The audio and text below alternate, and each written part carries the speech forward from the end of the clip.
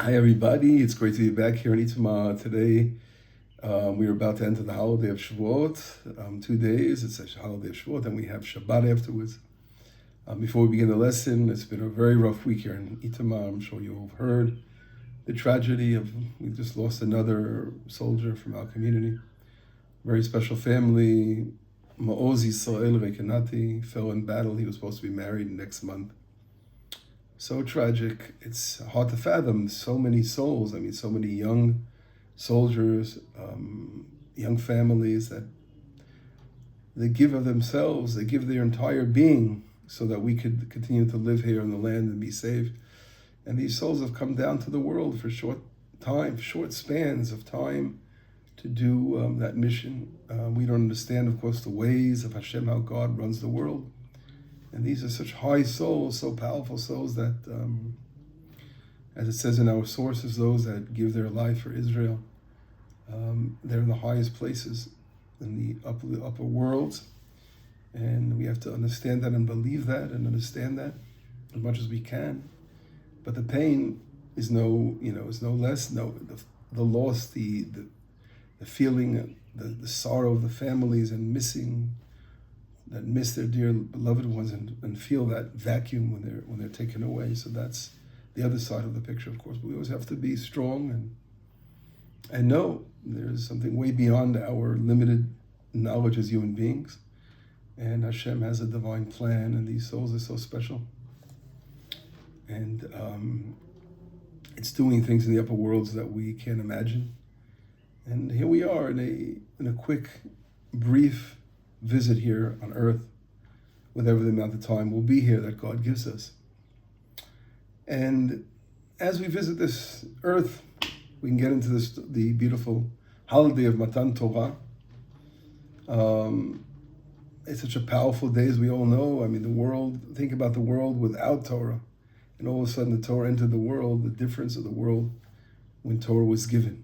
It was a marriage between Israel and the created the universe, when Hashem bestowed upon us the beautiful Torah, and which includes all the vast things that we are learning, the oral Torah, the oral teachings, the written, of course, teachings, and all the different levels of the highest levels, the simplest levels to the highest levels of Torah study, the Paldeis, Pshat, Remez, Darash, and Sod, all these different things, the Paldeis, as we all know, and the 70 Shivim Panim La Torah. So if you're learning a Pshat level, you can learn the Pshat, the simple understanding, in 70 different aspects, or you're learning the Remez, the hints, in 70 aspects, or the Drash in 70, or the Sod in 70. It's really multiple, it's endless, it's an infinite study of Torah that was given to us. And in the little time we have on earth to study, even if God willing, some will live many, many years, and will merit in many, many years of life. It's just so hard to cover and to even touch upon the vast, beautiful Torah that's out there. So in reality, this connects to things that we've spoken about, is that, how do we spend our time? How do we decide what direction we have to go to when we're learning Torah? Because there's just so much Torah to study. And I'd like to open up with a Rashi. Rashi says on the verse, it says, when they came to Sinai, they came on the Rosh Chodesh. It was a new month, Rosh Chodesh Sivan, to receive Torah, and they came to Mount Sinai. And when they arrived, I'll actually read the verse. I'll read the verse, and then we'll read Rashi. I'd like to read Rashi in the verse. The verse says, "B'chodesh hashelishi," on the third month, which is Sivan, L'tzeid b'nei Yisrael miMitzrayim, from coming out of Egypt. B'yom hazeh, on this very, very day, they came to Sinai. Now, that's the verse. Rashi says something very profound. Rashi says on the spot, read Rashi, he says, B'yom hazeh, on this day, b'Rosh Chodesh, on the new month. Actually, it was Rosh Chodesh. Lo hayat tzarich lechtov el b'yom ha'u, which said on that day they came. Ma'u b'yom hazeh. Why does it say on this very day they came to the Mount Sinai? So Rashi says, Shiyu divrei Torah chadashim alecha ki'ilu hayom nitnu. So he's saying that the words of the Torah should be in your eyes as they were given today. Now, what does that mean, as they were given today? When someone, as we all know, the nature of a person is when something is new and when something is fresh, it means so much, right away, and you're not used to it yet. You're so excited about having something new. If you ever get yourself a new program, I just got myself this week. A lot of times, I have my computer programs, my Torah libraries, and they have to be updated every now and then. So sometimes I wait a few years until they update more books in a lot more books in the programs. So this week I said, wow, it's overdue. And I called up, the company that sells one of these Torah programs, and I said to me, okay, you have it listed. When was the last time I updated the program? And they told me, well, you have the 23rd version, and now they're up to the 33rd. So the last time I updated was like 10 versions ago. So wow, I was really due for an update of my programs, but it was so exciting. I was to see the different books that were added on it and the improvements they made to be able to search and things. It's a fascinating thing. And the feeling of something new is always so exciting. And of course, eventually you get used to it, right? As human nature. So Rashi is saying here, when it comes to the Torah, we want to always feel that beautiful feeling that it's brand new for us, that we just received the Torah today. And that will always be so dear to us, so close to our hearts. It says, there's a beautiful verse that we say every day. We put on our tefillin, and we read the verse from Hosea. It says, "Ve'erastichli," right? And I have betrothed you, and we're not with faith, right? And it goes on, and the verse goes on in that direction. But using the word I betrothed you. In other words, God saying, when I betroth you with faith, it's using the word to betroth, to become engaged.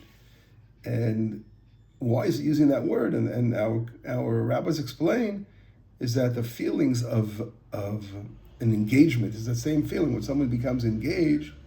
They're so excited about that amazing connection they have. They can get married soon, and everything is so fresh and exciting. And you don't want to go off a bit, peter out once you're married. And okay, that's something you already have, and it's God forbid you get tired of it. God forbid, of course. So the idea is that it should be like an engagement, a betrothal. Your whole life with your spouse should always be that you feel for one another that feeling of a freshness, of a new beginning every day, and that's really the beautiful understanding of how we have to approach the Torah. People, I'm used to it. I've heard this before. I've read this before. No, every time you go and you're reading the portion again, you want to find a new insight into the Torah. You want to find perhaps a new commentary that you didn't hear before. But as you go over, you see it yourself. You're drawing from within yourself new insights on that beautiful teaching. So the Torah should always be fresh to us. And God forbid we should feel tiring and worn out when it comes to listening or studying Torah. It should be always fresh, and we have to work on that. It requires, of course, inspiration. You have to constantly work at it because it's always much harder to do something intellectually. So yes, we have to constantly feel that freshness of the Torah and like it's new, and we should approach the Torah always in a beautiful way and work on that. That should be a very, very important part of our life, to see how we constantly expand that feeling of freshness and to renew our learning all the time. That's a very, very beautiful thing. And the Torah, of course, is a very, very intellectual kind of study. It's multifaceted with different areas, and a person should always find an area where he feels very comfortable to study Torah. But there are so many different sides to it, and therefore the choice is huge. You can choose from so many different areas that you like and feel connected to. But it's very, very important to realize that it takes time to also develop the connection. Something that's very easy to grab and get involved in is something that's very shallow. Torah requires a huge amount of investment of time to really begin to connect to the inner beauty of the Torah. So it requires to sit and learn. You must make for yourself those, the special times to study by reading, going through, the basics first, by reading the Tanakh and learning the Mishnah and the Talmud as much as we can, different areas, and then expanding, of course, to the inner aspects, esoteric teachings of the Torah. There's just so much there.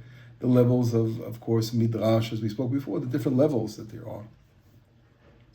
I want to talk about a midrash, as a matter of fact, that Rav Kook brings down in one of his drashot that he called in the book called Midbar Shor. He talks about how when the Jewish people were on Sinai, they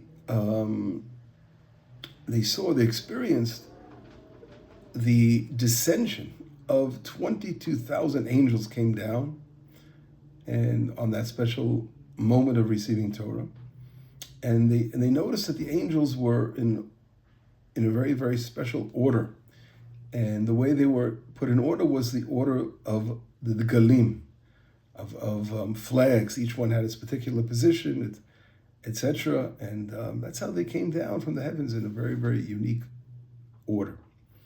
And when Israel saw that, when the people of Israel saw the order of the angels that came down, they said, we want to have the galim, we want to have this special order. And therefore, God bestowed upon Israel, when we were in the desert, the way we walked in the desert was through that particular fashion, the way the angels, just like the angels, are organized in the upper worlds. And Rav Kook opens up his essay trying to understand, the deep meaning behind it. Obviously, a midrash, we can't understand it, on a simple level. You have to understand it on a deep level. What is the deep meaning behind the midrash? And Rav Kook goes to a very, very beautiful explanation, explaining how an angel, we all know, has a set particular function and purpose, and they do that without any kind of challenge. In other words, they do that without having a choice. Something comes natural to them. So an angel is very, very naturally organized in his purpose, and he knows his position, he knows his place, just like the galim, the way they walked in that special order in the desert. But a human being, Israel, right? They have a totally different makeup. In other words, they could choose where to go, where to be, and for them to have to go in one particular direction in one area, that has to come from a choice, right? And it's something that doesn't come natural for them, is to choose where they want to go and what they want to do. So it's a totally different makeup. And so what was the question? What was the deep meaning that Israel wanted? Israel had this desire to be like the angels in that way. And this perhaps explains, and I think connects to what I spoke about on last week in the portion of Bamidbar, where we said every person has a purpose in life, every person has a direction in life. And that's what Rav Kook explains over here, is that he says that as a human being, of course, we all have this natural tendency of a certain direction. And we can look at that as our talents that God gives us. So each one of us has that natural particular direction that he's drawn towards and he feels comfortable with. And that's a very comforting position to be in, correct? So on that side, we're asking Hashem, to guide us and, to bring us and to allow us to fulfill our potential, to go in that particular direction in life that most suits us. And that's a very important thing, because as human beings, we could choose 1,000 different ways. But at the end of the day, we want to be able to bring to fruition, that particular letter of the Torah that we are unique for, that we stand out from. This week's portion, for example, we'll be reading on Shabbat about the Nisiim, the princes of each tribe that brought a particular, each one brought, his offering. At the end of the day, if we look at the offerings, they were all the same. They were the exact same ingredients. But in reality, they weren't the same, because each person externally brought the same thing. But internally, it was his special light, the way he took that and the way he brought it into fruition was, of course, for his soul. And that's really what we're asking Hashem. And Sinai, when the angels, we saw the camps of angels, on one hand, is we want to, we strive to be able to connect our inner essence, the light, the special letter of the Torah that shines within our souls. That's why no two people that study the same Torah are going to, understand it the same exact way. And they understand the simple understanding of it, but the way they're going to, the way they're going to develop it and the way they're going to absorb the Torah. And there's different things they're going to stress, of course, is going to be in their in their beautiful direction, in their personal, unique, subjective direction, that they're the makeup of their soul. And that's really our request. And that is part of what we were saying before is the freshness we spoke about. That Torah should always be fresh. When a person is drawn into something that he feels that it's strange to him, that it's far away from him, it's going to be very hard to develop that connection. When you feel you're returning to your inner essence, who you are, that is going to give you that beautiful feeling of connection and purpose in what you're studying. And that's really the prayer here. They requested our forefathers to be like the camp should be like the angels' camp. In that way, that we each wanted a position, we each wanted a light in the Torah, we each wanted our direction. And that will give us that freshness we spoke about, of having that beautiful feeling of freshness within the Torah. So that all comes together and connects to this beautiful day that we're about to enter of Torah study. And let it be that we should have a beautiful Shavuot and able to connect to another level that we haven't reached before. And we've spoken about this in the years past, about the famous Rabbi Shlomo Alkabetz and Beit Yosef, these great rabbis of Israel, and how on the very night of Shavuot they had the special levels were reached, that they heard heavenly voices, and the voices that the Beit Yosef heard were, God he's saying he's tired of being in the Shekhinah, the divine presence, in the dust, and it's time to come out of the dust and come back to the land of Israel. And that's what they were inspired to move to Israel and to come back to the land of Israel. And that happened on this holy night of Shavuot, when they were staying up learning Torah all night and connecting to the beautiful message behind this special day where the Torah, actually we're reliving the giving of the Torah. It's not something that's in the past, as we just read in Rashi. It's something that is continuing. And if we connect to that on our level, every person, again, according to their strength and level, they will hear the heavenly voice and will guide them in a very, very special direction in order for them to reach their perfection in this world. And I do want to bless you all with a beautiful Chag Shavuot. And God willing, we will hear great things, just like we heard the voices of the heaven, and from the heavens, the thunder and the lightning and the voices of the shofar. Let us hear the big shofar being blown. ובאו עובדים מארץ אשור והנידחים מארץ מצרים ישתחוו להשם בהר קודש ירושלים.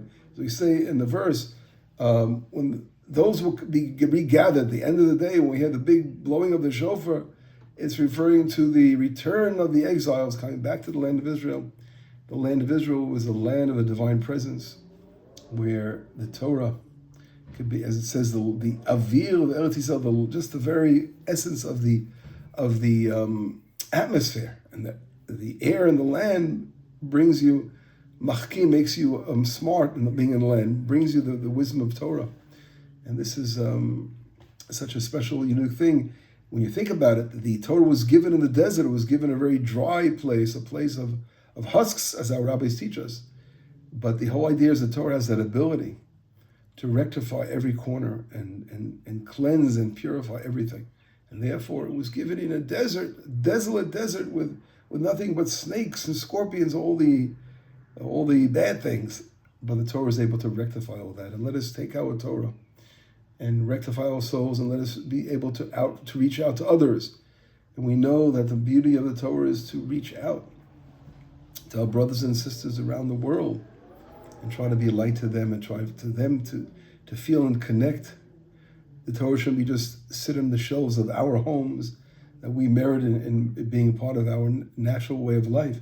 But those who don't have that, those who weren't born with it, and it's so far away, you can make such a difference if you enlighten them with just a little word.